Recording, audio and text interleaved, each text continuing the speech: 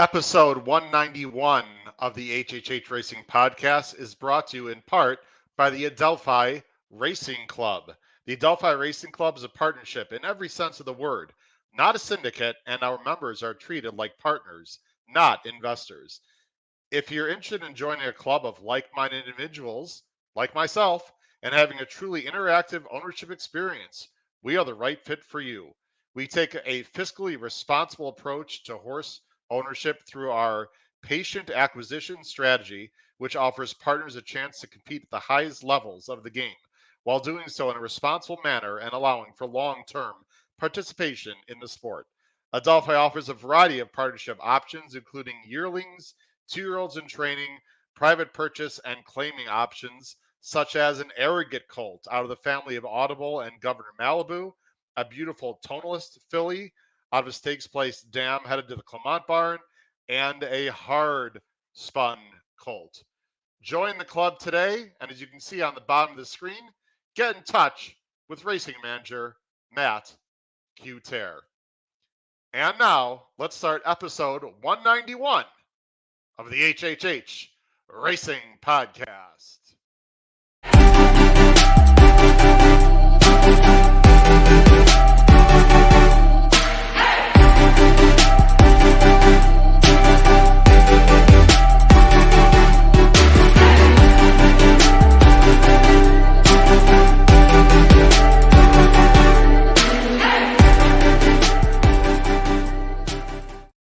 Hello and welcome to episode 191 of the HHH Racing Podcast. I'm your host, Howard Kravitz. Thank you so much for joining me on a very special night as we're going to be talking about a fantastic late pick 5 at Keeneland featuring the QE2 Stakes, as well as our special guest will be joining us, Ed DeRosa from Horse Racing Nation, and also later on from Hawthorne race course. We're very excited, of course, to have Jim Miller with us. Please make sure you subscribe on the bottom right-hand side of the screen. Our subscriptions are going up every single day. We'd really appreciate your support, especially with the Breeders' Cup coming up.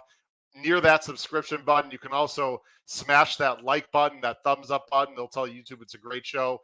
And also hit the notification bell because we have an unbelievable amount of podcasts coming up in the next few weeks, and you're going to want to know when these podcasts will be showing up. So hit that notification bell. We greatly appreciate it. Of course, you can follow us on Spotify, Apple Podcasts, and Anchor. You can listen there. You can follow me on Twitter on the bottom of the screen there, and you can see my banner. At H Kravitz is my Twitter handle, and our guest has quite the Twitter handle as well. He's very exciting to follow on Twitter. We'll talk about him in just a second. And then, of course, you can follow me through my email on the scroll, hkravitzhorse@gmail.com. We have power picks. Look below the video player. If you want to win some money, a lot of money, our power picks have spot plays at around $2.40. We have ABC pick 4, pick 5 grids from all of our hosts and co-hosts on this show. And with the Breeders' Cup coming up, if you subscribe now, it is a month-long subscription. So go to patreon.com. You can see below or look below the video player. It comes every Saturday. It's only $4 a Saturday. This is a great deal. If you're not familiar with their power picks, check it out. There are samples on our website, hhhracingpodcast.com. So go to hhhracingpodcast.com for more information. Also, as we mentioned, Hawthorne Racecourse and Stable Duel are new sponsors of the HH Racing Podcast. We really appreciate their support. All right, ladies and gentlemen, I believe that actually one other thing that I want to talk about really quickly before I bring on our guest. We have an unbelievable show next Tuesday. Let me share with you what's happening. Next Tuesday, as you can see on the screen right there, we are going to have a handicappers Q&A. Again, mark your calendars. This is next Tuesday from our usual scheduled time, 8 to 9 p.m. EDT, as our guest gives me a thumbs up. Matt Bernier is coming on for a full hour to talk about any handicap questions you have. It's not really a Breeders' Cup show. If you have questions about how to play exactas, trifectas, pick 4s, pick 5s, some angles that are important to follow, no matter what track, whether you're a beginner or an advanced player, please come on to the show next Tuesday night. Matt Bernier, we have him for the whole hour, ladies and gentlemen. So this is a show that you absolutely do not want to miss with Matt Bernier next Tuesday. Check it out. All right. I think we are about ready to bring on, first of all, let's bring on our co-host, who actually I'm not sure he's ready. Paul Halloran will be coming on here in just a moment. Let's go ahead and bring on our guest. And we'll bring on our co-host in a moment. Pete Visco, one of our co-hosts, if you've been watching the show, has been a bit under the weather. I told him to take the night off. He's still fighting that sinus infection. So it'll be my wonderful guest, Ed DeRosa, and co-host Paul Halloran. Let's bring on first our special guest. This gentleman has been on our show, I think one time, maybe twice, the second or third time. He's been on before with Scott Shapiro. Now we have him on by himself. He is currently the VP of Content and Product Development at Horse Racing Nation, which is a fantastic website that I read every single day. Let's bring him on right now. Without further ado, the one, the only, Ed DeRosa. Ed, how you doing tonight? What's up? I'm good, man. I got my Rolling Rock. So I know they're owned by Anheuser-Busch now, but growing up in Cleveland, that was kind of one of the OG craft beers out in Latrobe, Pennsylvania. So looking forward to talking some racing. Yeah, Ed, we really appreciate you coming on. We had your companion, Sarah Albadwi, on a few weeks ago. She brought it, Ed. You got a heck of a person to follow. Sarah, honestly, was absolutely outstanding, to no surprise of anyone. She's really a treat to work with, isn't she? Yeah, absolutely. Going on, I'll be there a year right after this Breeders' Cup, and her year anniversary will be in January. And when I look back at just, what we were doing together, starting to do together at the start of the year, and, some of the things we're looking forward to with Breeders' Cup, and even over the summer with Saratoga and stuff accomplished together, it's feels good to work with someone younger. When I started in the business was at Thoroughbred Times. I was 22, and people like Tom Law and Mark Simon just took the time to mentor me and give me an opportunity. And that's something that I've, stuck with racing now going on 20 years, that I've always said I wanted to pay forward and, make sure I gave people young opportunities like I have. And Sarah has repaid that opportunity in spades. She's great.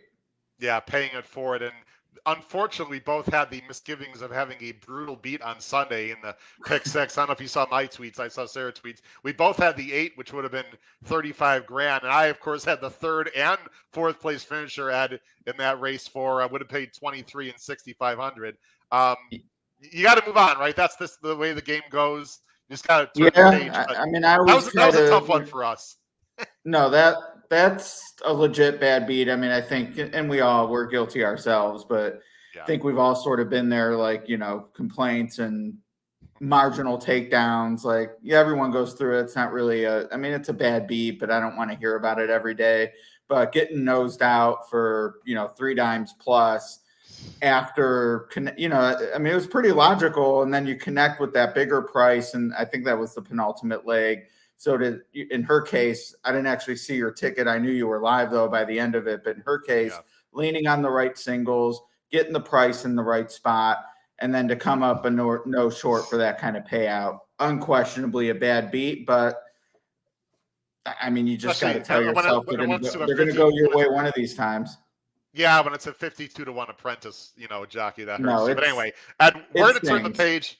We're going to turn the page. We're going to crush it this weekend and try to recover some of that money. We got some fantastic viewers. Of course, Ed, you know how this goes. At the bottom of the screen, reading some comments. We've got Penn State Scott is here.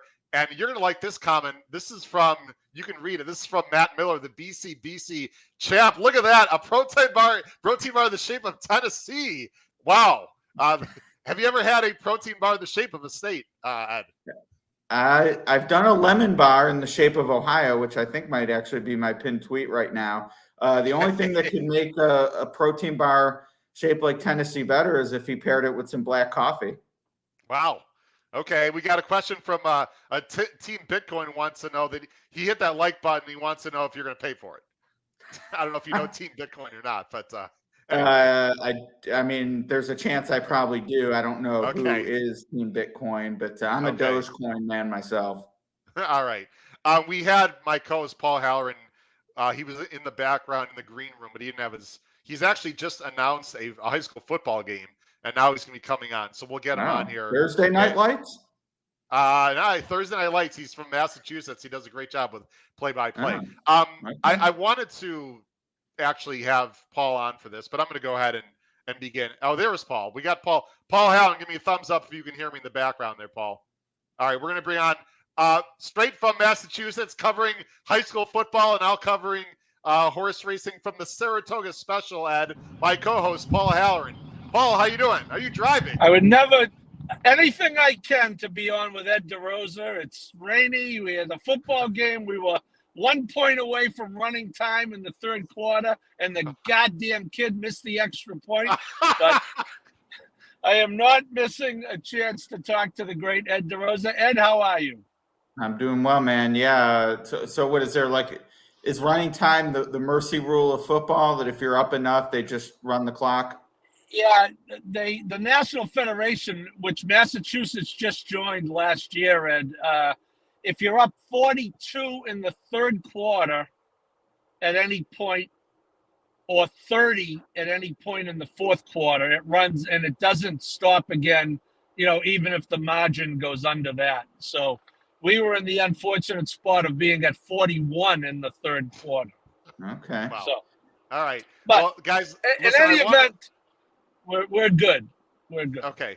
Guys, I wanted to talk about one thing that I hadn't planned on until I watched Keeneland today. And I want to get serious for just a moment. And when I knew that both of you were going to be on today, I thought this would be a perfect time just to talk for 2 minutes. So Keeneland had Make-a-Wish Day today. And I think it's fantastic that Keeneland recognizes children, that have had some physical issues or special needs and whatnot. And Ed, you've been very candid on Twitter, very proud as you should about the milestones and capstones with your son EJ. I have two nephews that are on the autism spectrum, which I haven't talked about in the show at all, Andy and Jason. They're actually about the age of Paul's daughter. And just very quickly, you guys don't have to get into any details at all, but I do want to give you a moment just to recognize Keeneland, who is recognizing children that have disabilities or special needs and the wonderful job that they did today. Ed? Yeah, it's I mean, I never know, for whatever reason, it's never like on a calendar I look at. So it's always a pleasant surprise. Oh, today's Make-a-Wish Day. And, TVG, FanDuel, getting in on it and being a partner with the content they create to tell you about the kids and their families. And, I empathize, I sympathize. I am one of those families. And, for those who have ever wondered if organizations like that really make a difference, I can assure you that they absolutely do. And it takes more than just the organizations to do it. It takes places like Keeneland and TVG, FanDuel, and all the corporate sponsors that buy in and donate not only their money but their time and expertise. I mean, those videos of those kids, that's professional grade, like what jockeys get before the Breeders' Cup. And for families to experience that and to see that people care about their kids and what they're going through means the world. Paul, I don't know if you want to comment at all on either Keeneland or anything personal with you. You certainly don't. I don't mean to put you on the spot, Paul, but go ahead. Oh no, I'm happy to. It's one thing I have in common with Ed, as you know, Howard. I'm on the way home. I have a 23-year-old daughter, Martha, who has autism. She is nonverbal, though she manages to get her points across very well. She only talks when she wants something, and I've always felt that if more people did that, we'd be better off. But hats off to Keeneland, and I did cover the Forgo this year and kind of got into the Cody's Wish story. And, we didn't publish the next day with the special. So I had some time and I talked to Cody Dorman's dad and actually managed to send him a couple of questions that he was good enough to ask Cody, who answered through his tablet. So I actually had Cody quoted in the Saratoga special, which was a big thrill for me. And was happy to send him a Saratoga special hat in the mail, and he will be at the Breeders' Cup rooting on his favorite horse. So, yeah, certainly, as Ed said, I think those type of stories resonate with everyone. And for those of us who have this role as parents of special kids like that, they resonate even more. Paul, very well said, and we wish your sons and daughters and anyone else out there who has a child with special needs. I'm in education, Ed, as I think you know. I've been a high school math teacher for 26 years, and I don't teach special ed, but certainly I've worked with many kids of many variety of issues, and I just think it was worth mentioning tonight that we need to. No, thank you. We need Absolutely. to be very thankful for what we have, Ed, and be appreciative of all these great milestones that these children can get to, because it's awesome. It sort of makes you're missing a pick six. Like, who cares? When you think about that, it really is completely inconsequential in the big thing. What's not inconsequential is a question from PDT, and then we're going to get right to the handicapping. Quick HNR update: domestic spending. He was back on the work tab. I haven't heard anything about him going to the Breeders' Cup. I'm guessing he's not. Do you have any updates on domestic spending, Ed? I don't. I mean, just kind of knowing Chad style, I have to think they kind of feel like they're probably out of time. Yeah. I would say you're looking at a race. I think right now, like Warlike Goddess would probably be the favorite. So you could probably make a case for, if that's how deep it is, not taking anything away from her, but it's not exactly Enable or Conduit coming over. Maybe you would say, well, take a shot if he's ready, but a mile and a half in this situation, my thought would be they're probably already looking ahead to the Pegasus turf. Yeah, it looks that way, and we hope he gets back to the work tab. Last question before we hand it. Go ahead. PDT's point, it's not up to me to say that. We should ask Chad and get the skinny. So sure, we're going to make it happen at HRN for PDT. Okay. Last, just real quick question. Tell everyone I introduced you, of course, what you do for HRN. What's new with Horse Racing Nation? What do you do on a day-to-day basis, Ed? We're pretty focused now that we're Breeders' Cup. All the winning year-ends are done. Just the one Grade 1 race left. Definitely a shift to Breeders' Cup specific stuff. So less product development, and now it's content time. We're not as in the lab as much, so to speak, but over the last 6 months, Mark Midland, Sarah Badwi, and I worked on, the big thing I'm really proud of is getting the first timer report out there, which is a rating system for debut runners. And just in general, that's a big focus of mine, is the product development for handicappers. We already have the PPs are out there, DRF, Timeform US, Bristnet, whatever your flavor is. I think it checks the boxes. So we're not looking to get into that business, but I think there's so much more you can do with the data that, for better or worse, I wish it was available to everyone and it wasn't a situation where you need sort of a third party to help you out with products like in the other major sports. It's much more user focused. Racing's not that way, but HRN is trying to make stuff more accessible, and that was the opportunity I pursued when I went there. So if anyone has any ideas of, hey, I wish there was this out there, I wish there was this way of ranking horses or this data point, we're the ones that can hopefully help make it happen. So my inbox is always open. Yeah, and they've been very accessible. Like I said, I go on HR Nation literally every day, Ed. It's my main go-to. So you guys do a great job there. Let's get on. We did just add speed ratings to our horses page, and we see all the traffic. We know people love looking up horses, whether they're running now or they just like looking back and reminiscing. It's sort of like a Wikipedia for each individual horse, and we did just add speed ratings there. So it's kind of a fun little rabbit hole that I've enjoyed going down, and I know how horse players and race fans are. I think other people enjoy checking it out too. Yeah, check out all the information they have there. It's going to be one of my main, like I said, go-to websites for Breeders' Cup information. All right, guys, let's jump in to the pick five. Paul, I don't know if you can see your picks or if you're just going to be commenting and piggybacking on what we said. Yeah, are you going to be home soon, Paul? Yeah. Or what?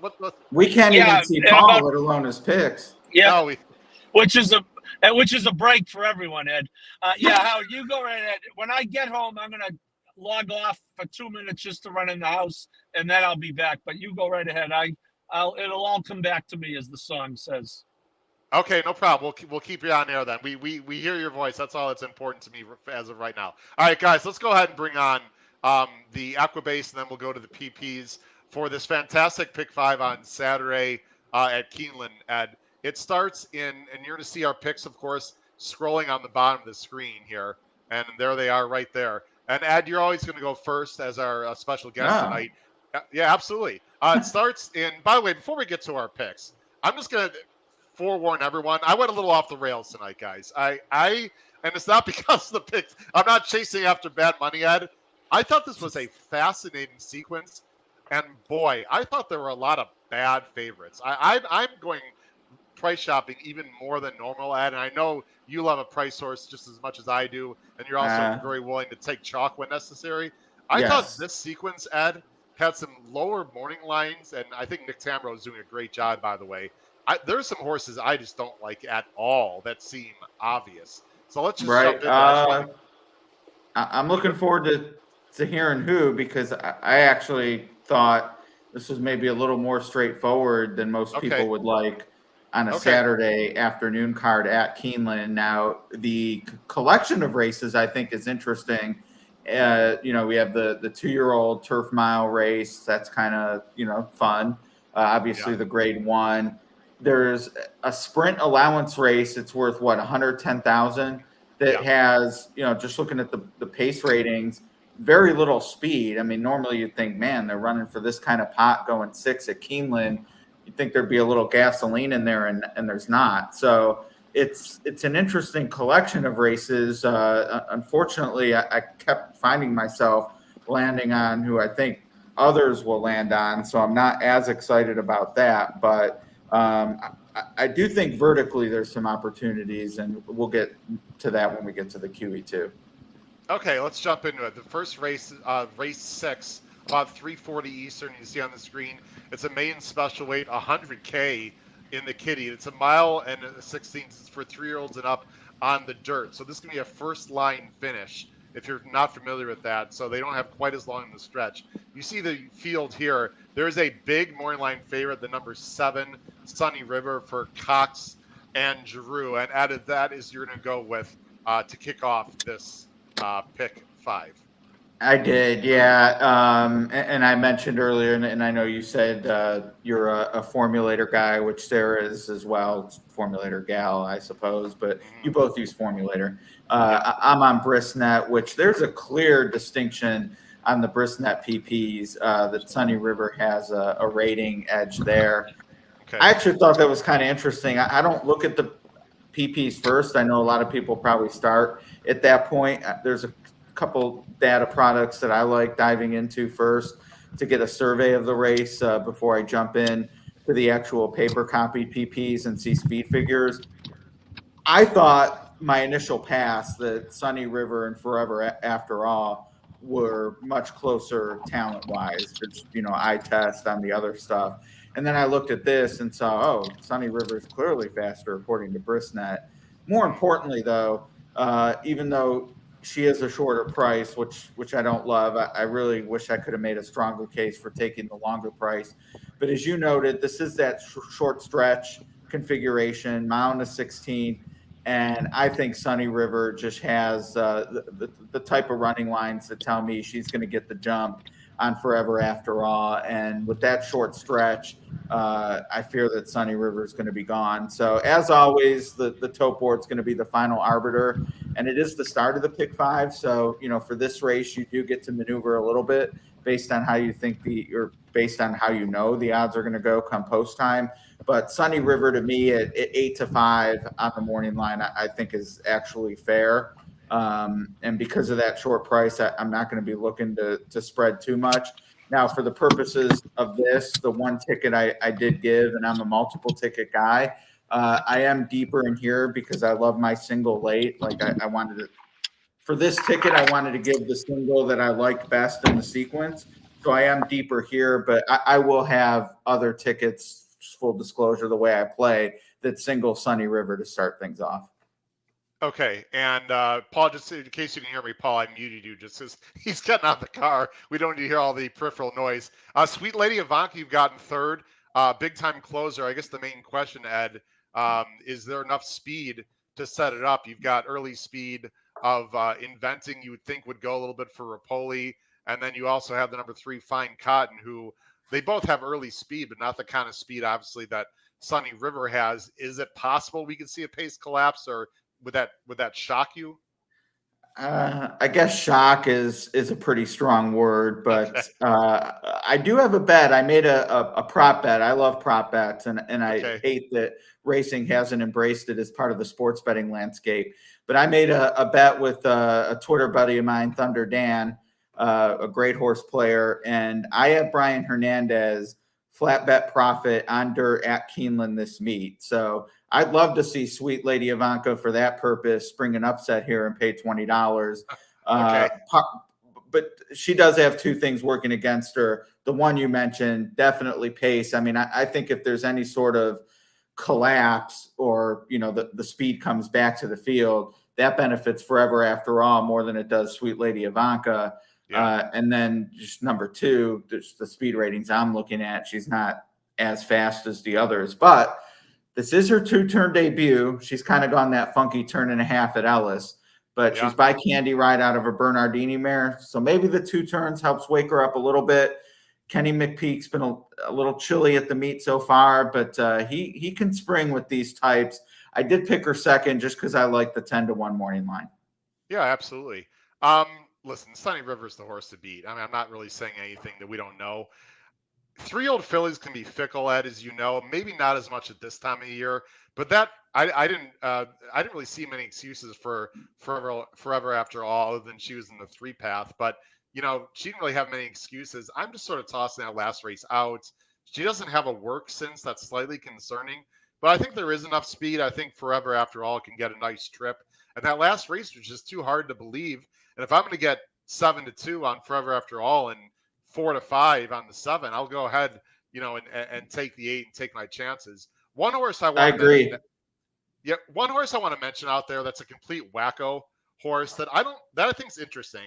I just want to talk about this one just for a second. Oma the Great, Rudy Brissett, Flavian Pratt. Okay, she's done absolutely nothing in her first 2 starts. However, this is a new acquisition for Brissett. And these works are very good. These works are at the WinStar Training Center, in case people are not familiar with that WSR. She's got some really nice works. She's bred very well. She's by Tappet out of a Violence mare. She's got Flavian. This is just the kind of horse that I would throw in underneath at like maybe 15 to 21, maybe even bigger. I don't like I don't like the 3 in here. Inventing's going to take a lot of money, Ed, and it's interesting. Neither one of us have this horse in the money. This is a Pletcher horse who has no works at all since her last win. She's coming here to Keeneland. This 4 I'm just totally against. I don't know why. It's just a really bad vibe, Ed. I guess you agree because you don't have her in the top 3 either. I mean, I guess, one of the positives you could say is that Todd Pletcher ran her as a maiden in the Acorn, and she was 3-1.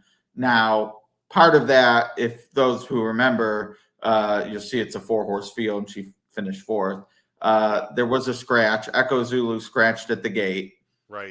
So that kind of completely revamped the board without much time to adjust. Nevertheless, she was in there. I'm sure Todd thought, oh, maybe we can sneak in some grade 1 black type. It didn't happen. 5-2. I mean, I guess Nick saw Todd and Saya's had a great day today, Wednesday. Those are connections that take money, but on paper, I'm completely with you. She just does not stack up to any of the fillies we talked about. No. And so again, just Paul, I know you were off. I thought the 1 was a crazy bomb. That was interesting as a new acquisition for Brissett and Pratt. Paul, I don't know if you're settled in, but really quick, you have the 4 on top that Ed and I are completely against. What is it you like about the 4? Is it just the connections, Paul?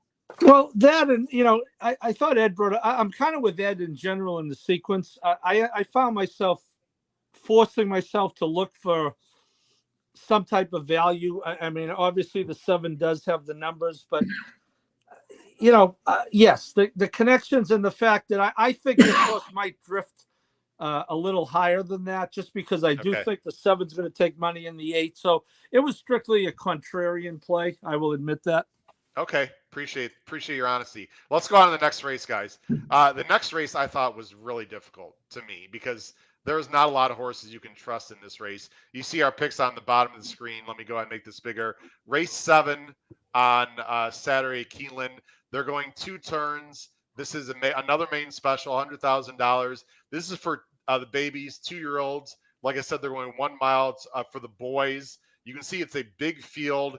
And there is a horse, that number 14, I want to mention on the AE list, because that is the horse that Ed is going with on top. Of course, we have no idea, unless Ed's got some special information, if the 14 Miranda Rights is going to get in. The Moorline favorite in the main body of the field is the number 11 Ashcroft, a 3-1 for Ward and Irad. But Ed, you're going with the 14 if the 14 gets in Miranda Rights for Cassie and Adam Bashiza. I am. I'm a proponent that anytime you're drawing off the AE list, that's usually, other than MTOs, when you're surface change situation. But I think there's some value to a horse drawing in. I think it gets less and yet less as the years go by, and there's more computer players and things like that. But and I haven't seen how the form has paginated Saturday's races yet, but a lot of times you get the AEs on the last page that people don't turn to, whatever. I really do think in the grand scheme of things, there's a little bump.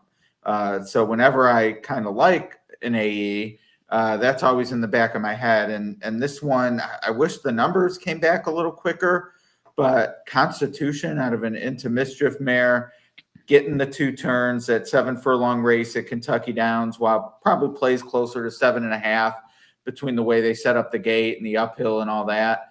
Certainly isn't a 2-turn mile, which is what we get here. And Adam Beschizza getting back aboard. I like, I call it the Frank Anks jockey angle, because he loves when a rider comes right back and rides a turf race after doing well in a turf race.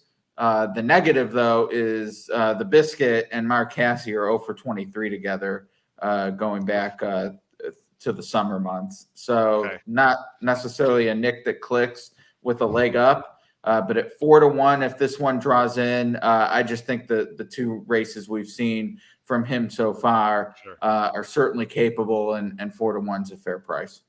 And Paul, how many turns is that 7 furlong configuration? Kentucky Downs? No, it's the hills. We count the hills. The hills, sorry, hills plus turns. Undulations. And how do you deal with the Kentucky Downs form? I mean, it's always tricky. Some horses love it, some horses don't.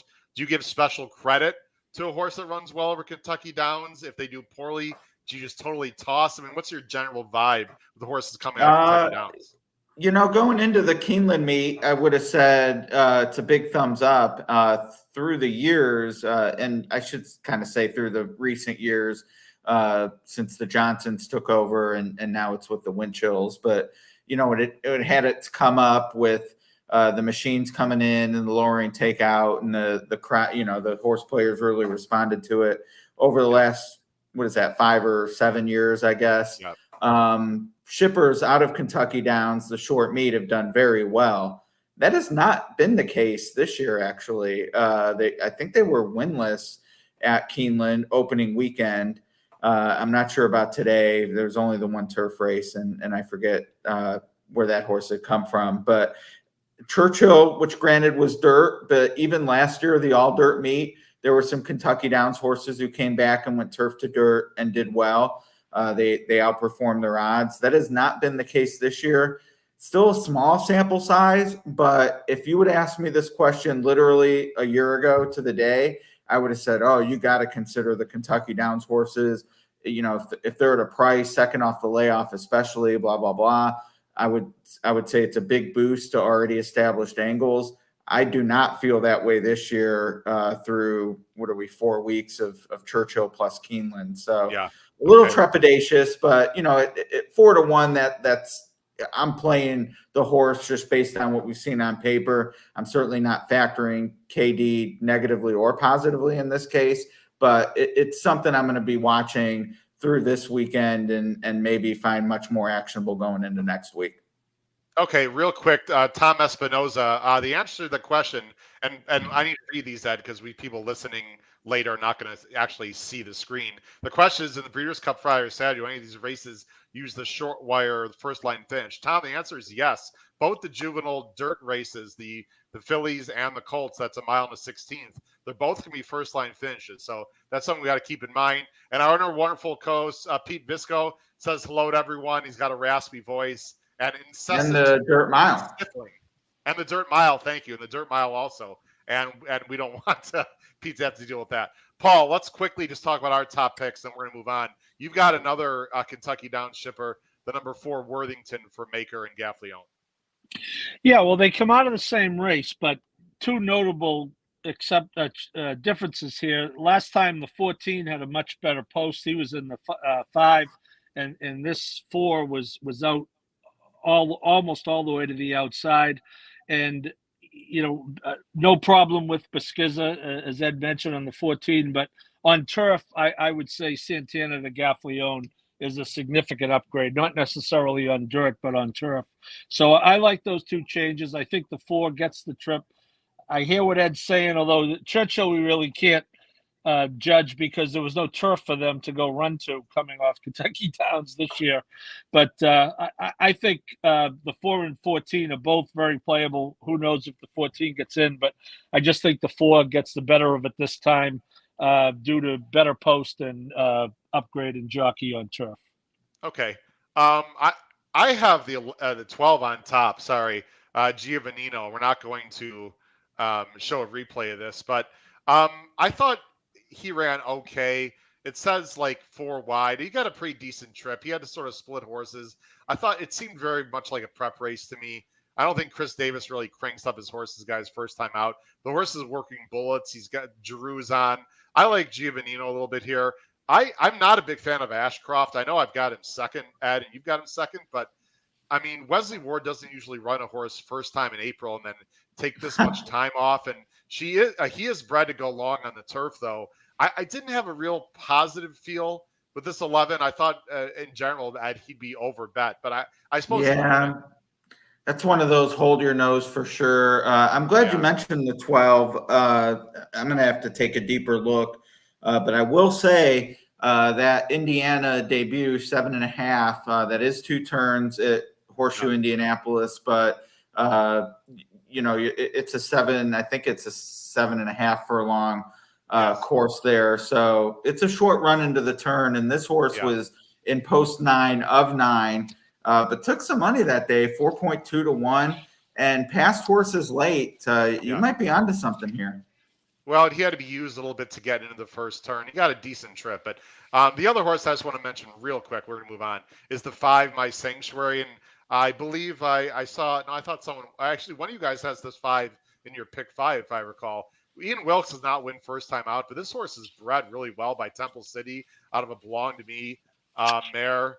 And has some pedigree, including a Minnesota bred named Stitzy, who actually won over $205,000. So the 5, I don't know if the 5 can run at all, but if the 5 takes some sneaky money, guys, I'd be a bit interested in the 5. I'm totally against the 7, 6 missions. I'm not sure that he wants distance out of a half hour's mare, but I don't know. It's a tough race, guys.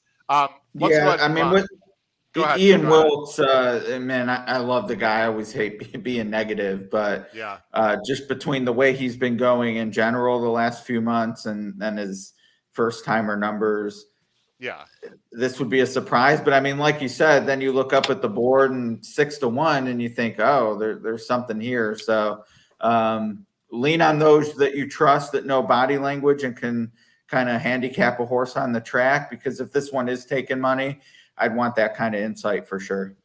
Yeah, I just mentioned him, Ed, because I'm really not a fan of anyone in this race. I mean, who knows? This is one of these grab bags. Let's go to race 8, guys, so we don't take up too much time here. Ticker on the bottom of the screen. This is an allowance race. I think this is the one that Ed was referring to earlier in the show. 6 furlongs, older fillies and mares, non-winners of 2 races, not non-winners of 2 other than, just non-winners of 2, which is interesting in the condition. The favorite here is the number 2, Cancel This, for Romans and Garcia. And Ed, I got to tell you, we'll have to have a debate on this one, because I'm not a big fan of this horse at all. But what the hell do I know? I'm sure you're probably right and I'm wrong. What do you like about Cancel This? That's your top choice. I like I alluded to when we got into the pick 5. I'm shocked at the lack of speed, for a sprint race for this kind of money. Looking at the Brisnet PPs, and I'll probably ask someone to give me a peek at the pace projector to see what Craig's numbers think. Like normally a race like this, you're going to see a filly or two, a filly or mare, capable of a triple-digit early pace rating on the Brisnet scale. And that is just not in play here. There's one filly, You're So Silly, who's done it once.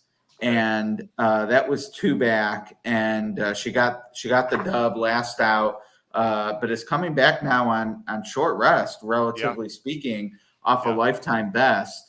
I've not looked at the Ragazins yet. When it comes to like, is there going to be a bounce? I'm much more likely to trust kind of the read off the sheet than I am just standard speed figures like Bayer or Brisnet. But paper handicapping, that was a concern with her. It just seems like Cancel This, going to get the right trip, inside draw. Hopefully Martine's a little aggressive, because this is the type of race, if you think you're going to cat and mouse a horse, or kind of sit chilly and make a move, I think you're going to find yourself spinning your wheels, turning for home. So aggression gets the job done. I just hate that I ended up on the 2-1. That's the one I hope does it. Paul, I think we're all 3 of us are thinking alike, which is, I'm assuming, why you and I are both going with Ain't Broke at 4-1 with Raylu, who has not been on the track since March at Fairgrounds, but is working very well for an excellent trainer in Brett Calhoun, who can get a horse off a layoff. And you'd figure Raylu's going to be aggressive and maybe wire the field, Paul. Is that what you were thinking? Because that's what I'm thinking. Yeah, I was kind of thinking like you, Howard, and I try not to pay too much attention to the morning line, but I was thinking that I didn't want any part of the 2 as a 2-1 favorite. So then I went and then I started thinking like Ed with the speed, and who knows coming off the layoff, but he does have a bullet in there. Calhoun is good off the layoff. He hasn't won yet at the meet, very short sample. But I do agree with you, Howard. I think Raylu, especially from inside, will be very aggressive. And I do think there's a chance he sends right to the lead. Yeah, Charles B. agrees with you. By the way, our great co-host, Pete Visco, there's your stat ad for Wilkes. Pete's sort of our stat guy, 0 for 40, first time with routes. Again, I'm not saying by saying sure he's going to win. I'm just curious to see sort of what he does. Sure, no, absolutely. The 2 is 1 for 12. He can win, Ed. I mean, excuse me, she can win. I'm going to use her underneath, but this 1 for 12 off of a career top is just an angle that, I don't like either one of those things. I want to mention the 4, Napa Candy. This would be my price play. Now, I know there's not a lot of speed in this race, but something that I noticed, guys, I'm going to go full screen for Vicky Oliver. Take a look at the work tab of Napa Candy really carefully, who's 8-1, number 4. Okay. I'm going to go back to her previous works, which I almost never do. Hopefully everyone can see this on the screen. You can see in the summer, she really had pretty slow works back in May, Keeneland. You see pretty slow works. There's one breeze, 47.4 at Keeneland. But in general, guys, if you look carefully, it's really pretty slow breezes, even up to her last race, was just a maintenance breeze in 38. But take a look as I go back to the main works. Take a look recently. All of a sudden, bullet, maintenance, another nice work, another bullet. Maybe I'm reading too much into this, guys, but she's faced nice horses. She was in the Indiana Oaks. I think Bejarano's going to show more tactical speed. And in a race where I just don't love the 2, I don't really like the 5, who's coming in from the West Coast from a 12-day layoff with no works. This just seems like the kind of race, again, sort of like the first one where I'm meh on the favorites. Napa Candy, why not, Ed? Yeah, why not? I'm always nervous. Not a fan. Hey, you can hate my picks, Ed. It's okay. I'm always nervous in a race like this where there's no speed, because to me, you can have a horse, and this is one that's, I'm doing a quick survey. Sure.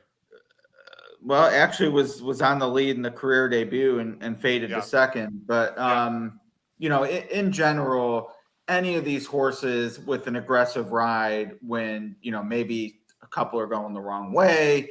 You have a couple that had a lifetime top. We've mentioned two of those. Yeah, the six is Maybe off another short layoff. There's just a they're a lot of little out of negatives gas. for me. Your pick coming off the layoff.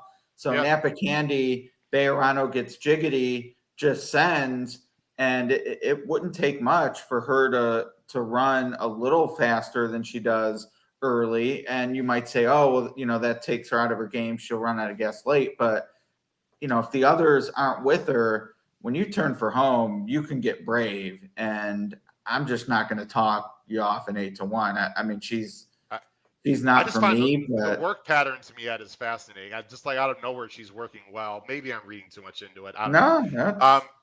I find her in shape. Let's go on to the next race, guys. Now, the next race, of course, is the feature. This is the QE2. This is the one that everyone's really going to be waiting for all day long. It's a grade 1, presented by Dixiana. $600,000 is the purse. Let me go ahead and switch over the banners, guys, to our picks there on the bottom of the screen there. $600,000 is the purse. They're going a mile and eighth, of course, on the turf. It's a select field. It's not the best QE2 that we've seen at. I think we'd probably all admit that. You got a morning line favorite who's very good, 3-year-old filly McCulloch for Chad Brown, who's got another one in here, Gino Romantica. But Irad is riding McCulloch. We are actually, you and Paul are both going with this very nice filly on top. Yeah, this is another case of, it could be, it'll be interesting to see if we get some aggression where maybe we weren't expecting it, because there's just not a lot of obvious early speed. I do like that McCulloch, even though I don't think she'll be on the lead. That would be a surprise, but she's certainly capable of laying close. And I don't think Irad's going to let anyone get away from him with McCulloch, who's a worthy favorite. I see her as I would have set a pretty strong single, if not for how I feel about the last race. But I have a pretty strong wagering strategy here that I'm going to play McCulloch to run the race I expect her to.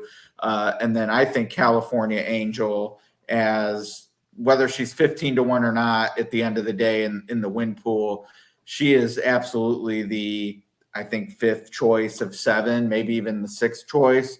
And to me, she's as likely as any to run underneath McCulloch. So, on top, I don't have anything clever or sexy, taking the Chad Brown chalk. But California Angel, to me, is the play of this race underneath. I think she's fascinating. George Leonard's doing a great job. It's a really cool story. We don't have time to get into his story, but I'm sure she's pointed to this. I mean, you have to be invited, but then, I'm sure she's cranked up and ready to go. Paul, you're going to go with the 6 also. And Ed, I'd like you to quickly comment. You've got the 7 in second, Paul, Paris Peacock, who I have to admit, usually I watch replays and I deep dive that. For full disclosure, everyone at home watching and listening, I did not do a deep dive on Paris Peacock. She won a grade 3 last time over yielding turf at Gowran Park in Ireland, which is a smaller track, although she has run at Leopardstown in the Curragh. Paul, is this just sort of a fresh face kind of angle for you for a second, or do you have some intel you want to share? I have no intel. Okay. I do think, though, you mentioned it, Howard, at the beginning, this isn't the strongest rendition or edition of this race. It's a Euro coming off 2 in a row. Jessica Harrington is a good trainer. I'm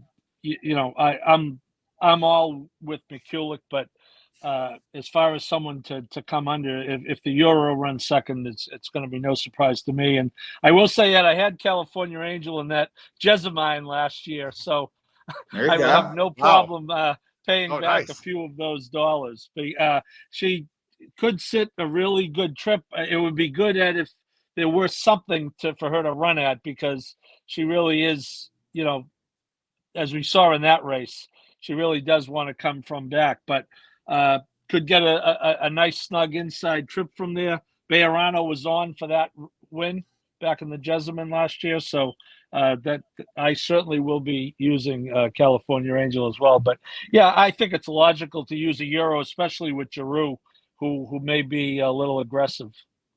Okay. One thing I like pointing out with the Euros is, and this one stacks up favorably on the class ratings that Brisnet does, but maybe more importantly, as important, worth noting, whatever, she has never carried less than 126 pounds. Her debut was 129. The back-to-back wins were 127 and 128. I don't have any data to back it up, so I'll preface it with that. But I've always thought that was interesting. Normally, you kind of see it with some of the Breeders' Cup horses. I remember High Chaparral. I think it was coming out of the Irish Champion. He carried 139 or something like that. And then, of course, over here it's 126. I just think it speaks to a fitness level, which is important when you're talking about an international ship. And the other thing is she's owned by Glen Hill Farm, and I don't know if that was a private purchase out of Ireland or she earned her way here and was always racing for them. But they finished second with Marketing Mix behind the Aidan O'Brien trained yesterday in the QE2 that Winter Memories was in, which probably was one of the best renditions of the race, period. So Glen Hill likes these turf fillies, and it's interesting to me that they show up. This one shows up and that one silk. So the reason I wasn't as bullish is it just seems like the Euros always get bet. They're the sexy alternative. But at 10-1, I'm going to be a lot more interested than at the 5-1. I think she'll be. Yeah. By the way, thanks to Jim Pillars, a great viewer of the show, who we haven't heard too much lately from Jim. Hope you're doing well. Real quick, guys, on Giromantica, which is my top pick. I just want to show the last piece. Now I'll tell you I hate your pick.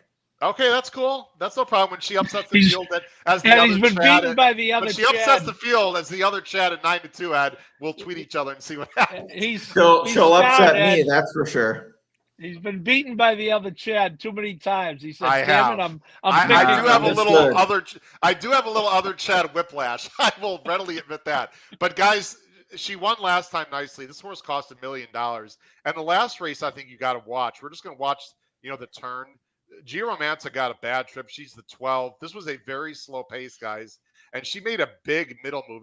I'm going to go a little bit forward because we're running out of time here. She's right here, guys, in the Brant. This is look at this, 49-2, making a very big, wide move, like into the sixth path, into the worst, into the fastest part of the race. And she's all the way out here. And the number 4, which was the other Chad, coincidentally, the Klarovich horse, wins this race. But I really like the way she stays on. I mean, she could have easily finished 3rd, 4th in this race, but she's trying very hard after not getting a great trip. I really like this effort. I think it's underrated, guys. And yes, McCulloch is absolutely the horse to beat. I'm not saying anything, that people don't know. But you know what, guys? I think Giromantica is interesting. It's Pratt. He's going to save ground. I think she is probably a better closer than California Angel, in my opinion. I could be wrong. I don't know, guys. Whoa. We'll find out. Giromantica is a better closer than California Angel? Yes. Do you want to pull that Jessamine up so I could have a I saw the Jessamine. The race fell apart last year. I saw it. Anyway, well, I'll just say this as we move on. The Craig Mulkowski of Time Form, late pace rating for California Angels 96, and for Giromantica is 95.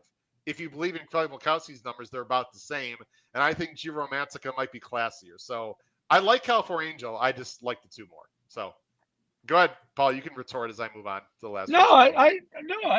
Look, you got Pratt on the other Chad, and although in this case, if there is such a thing as if you want to try to get in Chad's head, obviously this 6 means an awful lot to him. It's named after a woman who was his first employee when he went out on his own as a trainer. Whatever. And Irad has ridden the horse the last 3 times. I just think that Ed pointed it out. I think McCulloch has very good turn of foot, but I do think she's tractable enough so that she may not get caught behind one of those dawdling paces that you have the favorite. You say, how the hell did they let him go around that slowly? So, Yeah.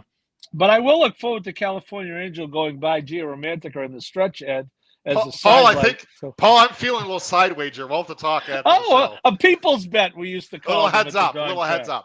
up. Although that's not really fair because California Angels can be 10-1 and the 2 is going to be 4-1. But we can figure it out. Well, Ed, let's go on. you can give them the inside outside, and you get the 2. We could. That would be interesting. Paul, we'll have to discuss that. Let's get to the last race, Ed. We've got a few minutes here, and then we're going to show our pick 5, and then we'll let you go. We really appreciate you being on the show tonight, Ed. You My always pleasure. offer fantastic insight. We'd love to have you back, of course, again. You're going to try to feast on this pick 5 with Feast in the closeout leg, 2-1, Bennett and Saez. This horse is really good and really fast. 6 out of 16. I'm assuming this is the single that you were referring to. It is, yeah, and I guess somewhat wish that the last couple weren't at 5. I mean, not because clearly enjoys that trip and won, and she's 3, or excuse me, he's 3 of 6 at the 6 furlong distance. So I mean, that's not a huge concern. But I coming to Keeneland, my one trepidation is okay. The last 2 were a little shorter. Now needs to see it all the way, but he has 8 Kieran speed points, and I've talked about this. I do some picks for the Keeneland website as well, and the Kieran speed points are just kind of a numerical measure, 0 to 8 of early pace, 8 being a fast horse early, 0 not, typically of a closer. He has an 8, and I bring that up because the top-rated Kieran horse in each race at Keeneland, the last 4 meets going into this year, and it's still held up so far this year through, and I haven't calculated for today, but through the first 4 days of the meet, flat bet profit, which A, is fascinating, and B, humbling, because you spend 20 minutes on a race, and all you would have needed to do over the last 2 years / 4 meets is bet the horse with the most Kieran speed points, and you'd be ahead. Like, literally, that's it. Now, it doesn't always work out that way. Obviously, in short term, it's not going to be as powerful, but long term, it works out. It's been good this meet. You want to be forwardly placed. He's clearly the fastest early. He can win going 5. He has the 3 of 6 wins going 6. I just see this horse, and Saez, you get complete confidence. You're going to get the right kind of ride. He had a fantastic day today. Feast all in. If he loses, I'm out. Okay, I'll tell you what I really like, Ed. As you can see, and that's not a misprint to the bottom, everyone. Paul, I told everyone at the beginning of the show I'm going a little bit off the rails tonight with some, I guess most people are going to say crazy opinions. I don't think they are, but that's okay. I do like the fact You that don't even have this horse in your top 3. No, I don't. I don't think there's a ton of speed in this race, and I love the fact you've got the 2 and 9 second, third. And I got the 2, 9, 1, 2. Last thing I'll let you talk about, Ed, and we're going to move on to Paul. Alexandros, I think this horse is fascinating. I'll let you talk about him. I know he's 7, but he's second off the layoff, and he's a closer in a race with a ton of speed in it. I definitely have no issue with the age. When you come back off, what is that, 8.5 month layoff, and fire that kind of effort. And I mean, to me, that's just your prototypical speed and fade, whether it's a debut, layoff. That's definitely the type of race. I mean, I think the Vidovitz's book talks about it. Dave Litfin, like handicapping 101 is don't get discouraged when you see those types of races. So I'm certainly not going to be discouraged at 12-1. Now, I did say I'm all in on Feast, and I haven't done all the calculations or like compiled what kind of tickets I'm going to play beyond my base ticket, which we'll get to in a moment. I would say Feast is probably 2/3 of my play, whereas other singles I'll have on backup tickets might just be 1/3 or a half. So Feast a strong single, but if I'm right in the other races, I don't want to get beat by Alexandros. I don't want to have this horse sitting and kicking second off the layoff and Feast getting tired because he's going 6 today instead of 5. So if I'm connecting the dots in the first 4, Alexandros will definitely be along with the 9 on that so-called backup ticket. Well, but watch the exacta will pace too, because that might be an opportunity. Yeah, there's a lot of speed in this race. I like the 9. I'll just be brief in second. This horse is really good off the layoffs. If you look at the 9 real carefully, this horse can run off the layoffs. He's run a 92 at Keeneland before. I know that, he was really good when he first came back at Churchill, in those 2 starts in May, and then didn't run as well. I think he's going to be on the outside stalking a horse in the 7 that I'm not 100% sure is going to want the 6 at Keeneland. Anyway, I'm interested in others other than the 7. I think there's a lot of speed in here. Paul, real quick, the 5, you've got Montauk, Daddy for Sharp, and Gaffleon off the claim.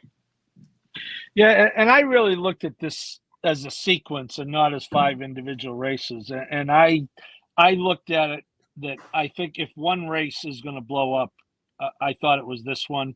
Obviously, Feast, Ed makes a very good case for Feast, and if Feast runs around, that's one thing. But as I say, I thought I definitely was of the mindset, which is why I kind of like what you did with the 2, Howard. That if one race was, if we were going to get a significant price in a sequence that I think, along with Ed, is going to be relatively formful, I landed here. I think, speaking of Feast, this horse is Feast or Famine. Has the 8 wins out of 31 starts. Does have 8 other pieces, but recently it's been Feast or Famine. Again, it's a price play. I'm going to be very deep. I'm 4 deep in the caveman ticket that I had to send to you. I'll be deeper in my ABCs. Okay, I think he's interesting. I'm either going to be very right or very wrong, and you know what, Ed, I'm okay with that. I take chances.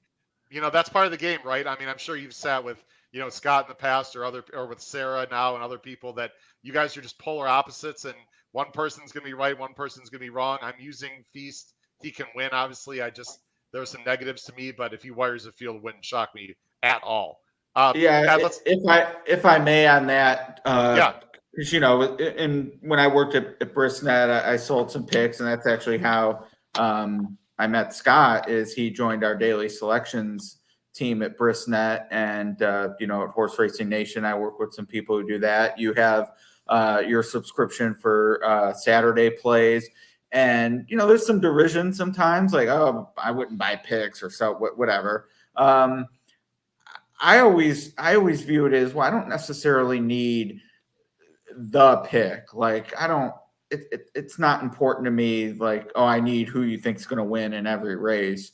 But when I look at a race where, let's say I don't like the favorite and I'm already 4 deep, tossing the chalk, I like a few $20 horses, hopefully. And Scott likes another 10-1 that I don't have. I am not getting beat by Scott Shapiro liking a 10-1 horse when I already don't like the favorite and I'm already deep in a race. Now, in this case, I love Feast. I'm not going to use everyone else's pick. I'm not going to quadruple the cost of my ticket because I want to cover against one of my strong opinions. But I do encourage people, and it can't be everybody, obviously. We all like certain ways people handicap or whatever, but someone like Scott, Sarah, Joe Christofek, I know the work they put in. They look at things differently than I do. And if I'm against a favorite and using a few horses and I don't have one of theirs who is also a price, that to me is where the value comes in of using certain products. So I encourage people to think beyond I'm buying picks, and think of it more as a supplement to, you already have this opinion.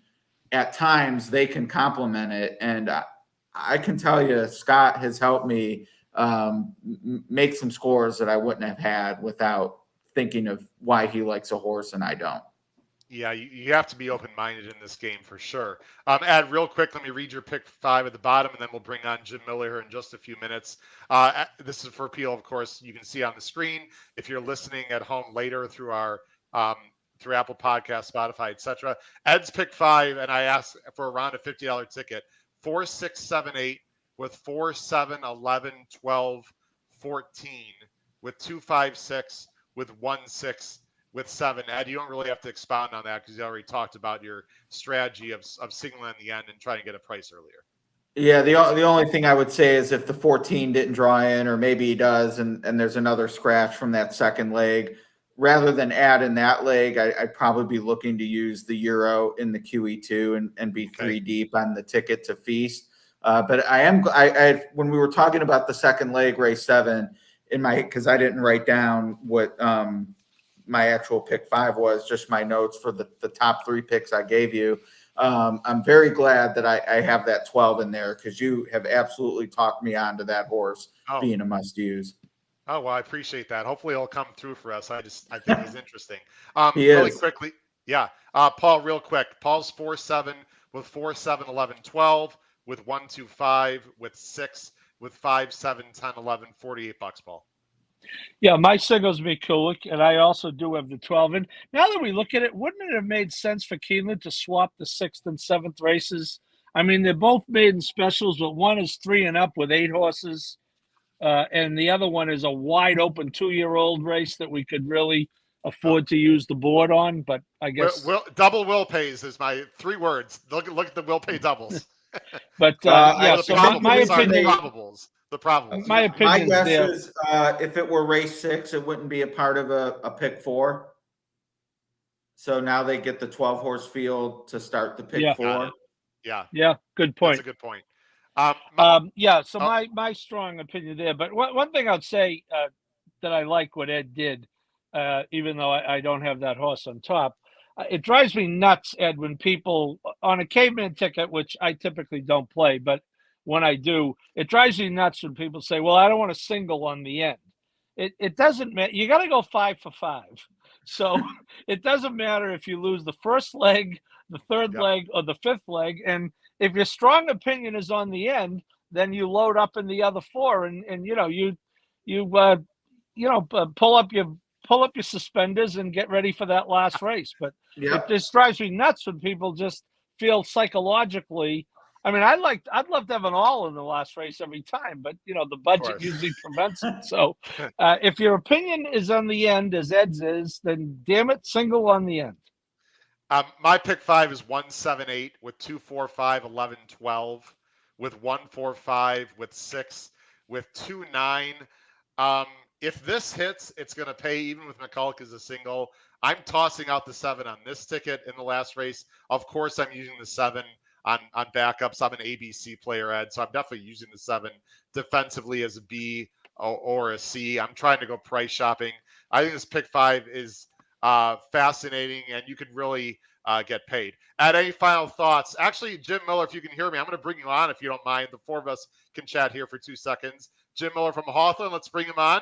Jim, say hello to everyone, including Ed DeRosa here. Hey, what's going on, guys? Hi, Ed. Hey, Jim. And speaking, I actually was remiss. I left out a name, and Jim, being the savvy operator he is, picked her up for Hawthorne. But Emily Gullickson, absolutely someone, if she has an opinion, it's making me take a second look, and I'm definitely including her horses when I'm already deep in those situations I talked about. So great hire, Jim, and looking forward to seeing what y'all come up with at Hawthorne.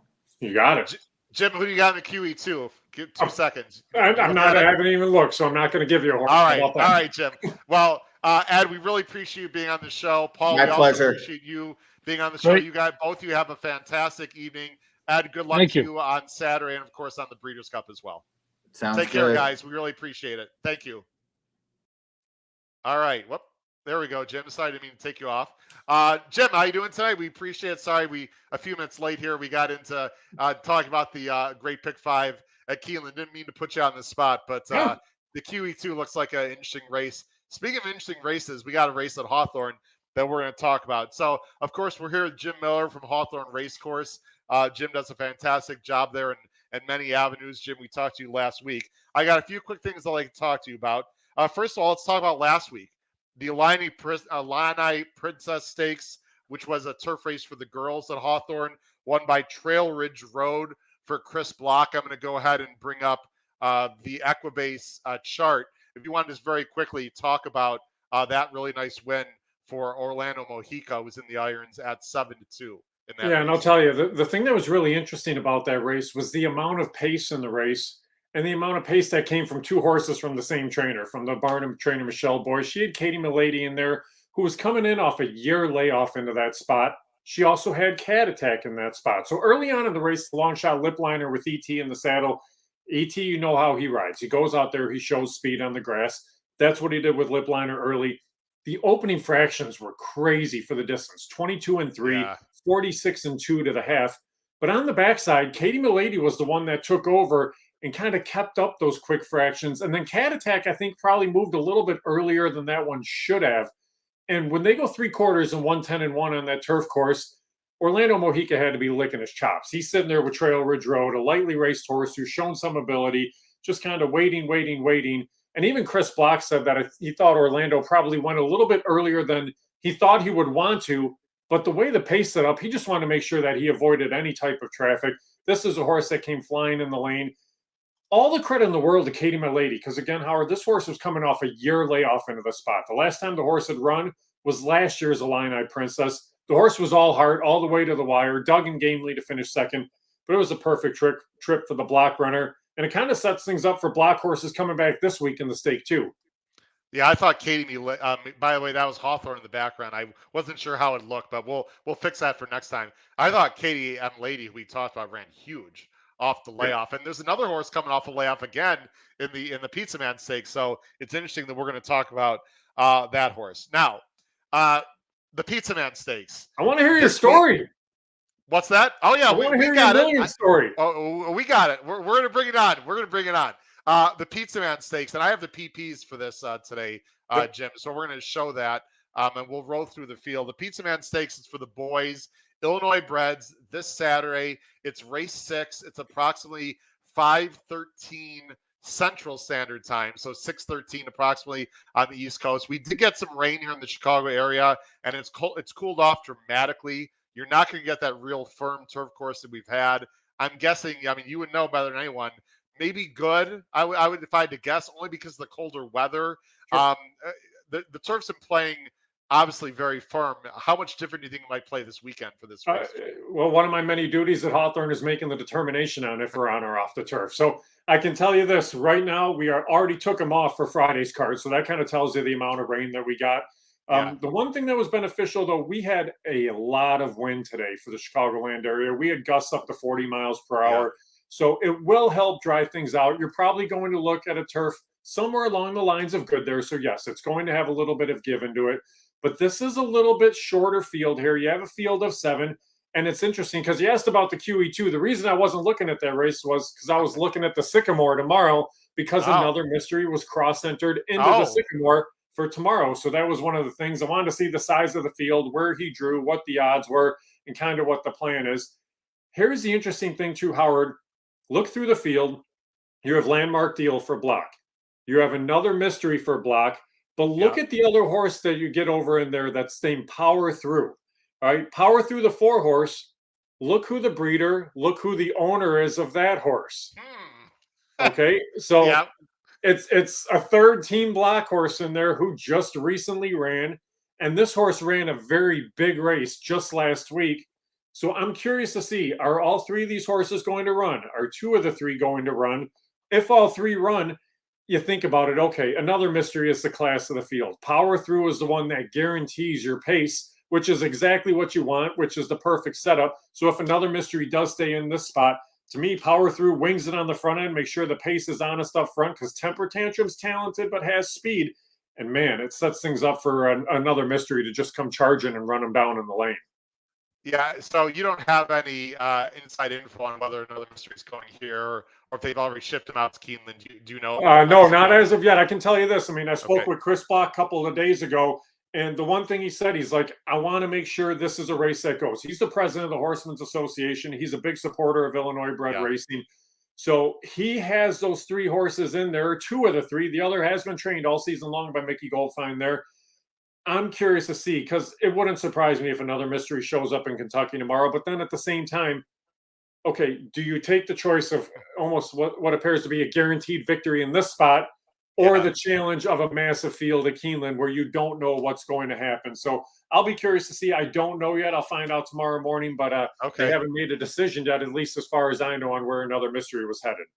Well, check Jim on Twitter. I'm sure he'll tweet that out and talk about it. I'm 3-5-2 in this race, assuming another mystery goes. Yep. But that Sycamore, Jim, is really tough this year. It's very deep field. It's tough. It's obviously a bigger purse. But it'll be interesting to see what they do. Temper Tantrum is in very good form. He's got speed. He's only a 4-year-old. If the 4 goes, which I'm assuming he will, he'll sit off the 4. But the 7's also got speed. You're in Corey. So I'm not too surprised that the 6 Landmark Deal, who's the other closer for Block, if another mystery goes to Keeneland, right? So Block sort of has everything covered. If another mystery goes to Keeneland, he's got a speed and a closer here in the at Hawthorne. And then you've got the 1. Let's talk about the 2. Read the cliff notes. Another Michelle Boyce horse. This is what I'm talking about, Jim. Off the layoff, who had some really nice efforts last year on the Sin, on the dirt and the slop. This race, with the Pizza Man race last year, as you can see on the screen there, was off the turf. If Michelle has this horse ready, why can't this horse run another big race? This horse can, and she kind of set the tone last week with what happened in the Illini Princess with Katie Milady, with the horse running in the Illini Princess the year before. This is almost the same exact setup here for Read the Cliff Notes. And the thing about Read the Cliff Notes is this is a horse that can run on the turf. This is a horse that can run on the main track. I think they'd actually probably prefer if this race came off the grass, but I fully expect that they would stay in on the turf as well. But this is a horse, too, that's been training very well. Michelle Boyce is exceptional with horses that are coming in off a lengthy layoff. She wins at a 27% clip. So she's going to have these horses ready. She's going to have these horses that can bounce back off that long rest. The thing about this horse that was interesting, it spent the summer with her at Horseshoe Indianapolis and was working very consistently, leading towards the spot. So Read the Cliff Notes is a horse that definitely does merit a look. But like I said, I think she would prefer this race came off the turf. I honestly think Larry Ravelli would prefer with the inside horse with Richie's Got Game if the race came off the turf as well, too. I don't think it's going to happen, but I think that's kind of what they entered, hoping that, hey, we got all our bases covered. We can go either way. The 1 can do both. I just want to, last thing we're going to move on. Another mystery was in last year, the Black Tie Affair with Temper Tantrum and Richie's Got Game. I'm just going to show the stretch run if you want to talk about this race. Sorry, I didn't prepare for these, Jim, but I think it's important to look at just for comparison purposes. The 2 is Temper Tantrum, the 4 another mystery, and the 6 is Richie's Got Game. So watch the 2, 4, and 6 here in the stretch. I'm sure you remember this race if you want to talk about it real quick. Oh, yeah. Well, and the thing about it, too, which was interesting, is last year the race was at a mile. So you're going a mile and a 16th, which is going to make things a little bit different. And they didn't go nearly as quickly last year. But you're right. You're kind of looking at how things unfolded there. And the one thing that was a little surprising to me was another mystery was just kind of like waiting, trying to kind of find that room, and then had to grind things down. It wasn't that huge stretch move that you were kind of expecting out of this horse. You see some others that were digging in. Temper Tantrum was really all hard, even when this one came alongside. And Temper Tantrum, again, a very talented horse. I just don't think you're going to get that pace. I think things are going to be a little bit quicker up front early on, and that kind of changes the complexion. And like you mentioned, Howard, it's where a horse like Urine Corey may not have a shot to win the race, but kind of throws a wrinkle into the race just for the fact that, much like Lipliner last week, this is the one to kind of wing things out there. Again, keep that pace honest early on. I'm sure those connections' hopes are, we get loose early and nobody goes with us and we steal the race. It's unlikely it happens, but I think the pace complexion of the race is going to be a little bit different this year. Yeah, another mystery really prefer longer than what is it, a mile and 8 this race, right? So, or is it a mile and 16? Mile 16th, yeah. This race was at a mile last year, so yeah, that's short for him.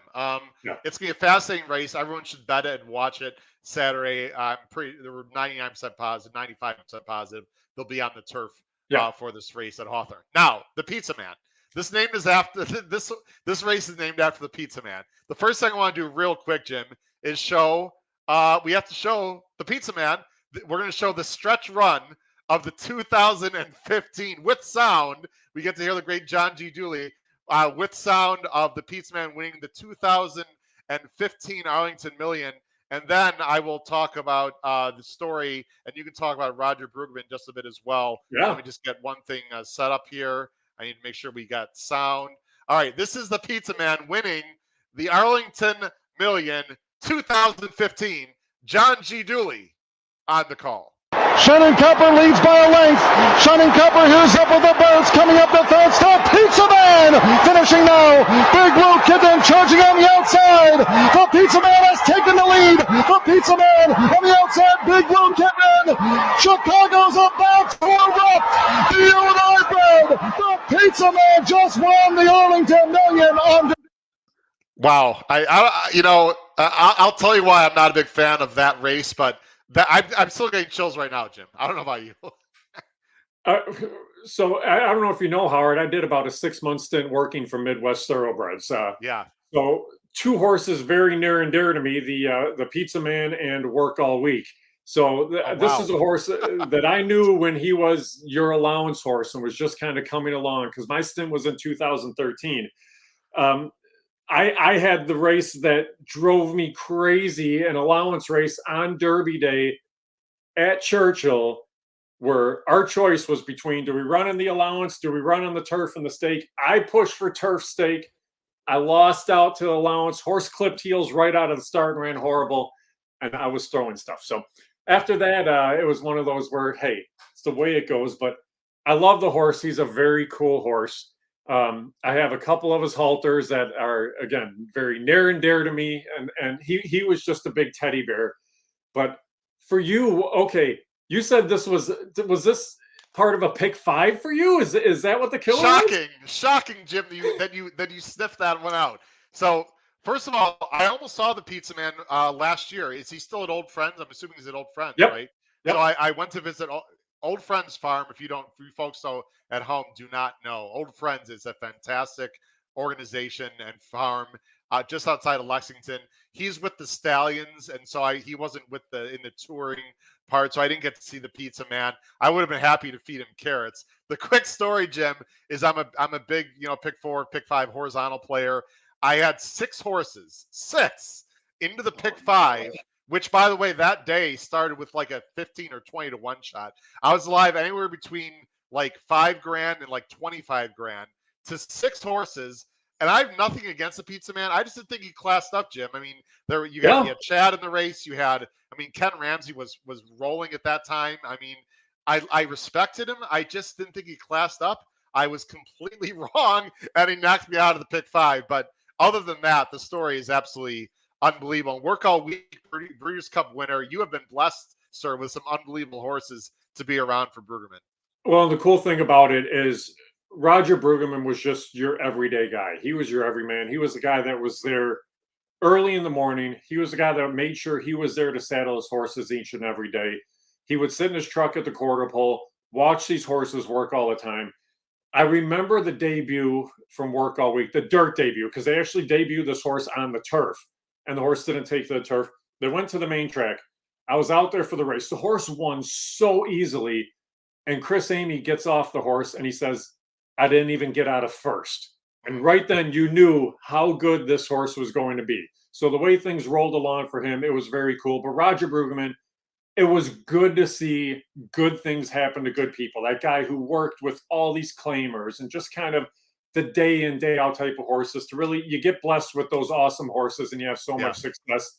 And he was really the guy that had the most success with the Pizza Man. The horse responded well to him. He responded well to the racehorse, knew exactly how to treat him, how to place him, how to get him ready for a race. So that was the cool thing about it. You weren't wrong in playing that million the way you did either, because everybody in Illinois loved this horse so much that 6-1 provided no value in the race. He probably should have been 10, 12-1 in that spot, but was overbet just because of the love for the name, for the Pizza Man in Illinois and that. But yeah, it was very cool to see this horse win for Roger. Yeah, and it was a great story. I don't want to put a damper. It's just selfishly for me, it hurt a little bit. But so did the pick 6 Sunday that I lost when I finished 2nd, 3rd, and 4th and lost out for $30K at New York. So listen, life sucks sometimes. That's the way it goes with the betting. Jim, before we let you go, I'd be remiss not to remind everyone about the fantastic contest at Hawthorne. We talked about it last week. We're going to talk about it every week. Please explain over Thanksgiving weekend Thursday, just Friday and Saturday. Friday, Saturday, Sunday. Friday, Saturday, Sunday. Unbelievable live money contest opportunities at Hawthorne to try to qualify for the NHC. Yeah, and that's the cool thing about it, Howard. There's 10 NHC seats on the line, and they're 3 different contests. So it's not something that you have to play all the way through. You get those opportunities each day. And the cool thing about it, like you mentioned, it's live bankroll. It's not an entry fee. So you get to keep whatever you make. And then the thing about these contests, too, you get to pick the track that you want to play. So we'll start early in the morning, go through the end of the West Coast track.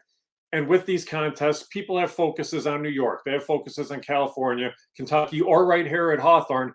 People get to play the track that they like. And that's what makes these contests just so popular. And especially later in the year, as people are trying to get those seats to qualify for the NHC, you see really good fields of players come in. You were part of an exceptional field of players just a couple of weeks ago with the Horse Players Invitational. That's what we see. We see a lot of these players come back for these Hawthorne contests. We host these contests at numerous OTB parlors too. So if you want to fly into O'Hare and go to a parlor there, you can do so over in that area. If you fly into Midway, there's parlors over there. So convenience is the key too.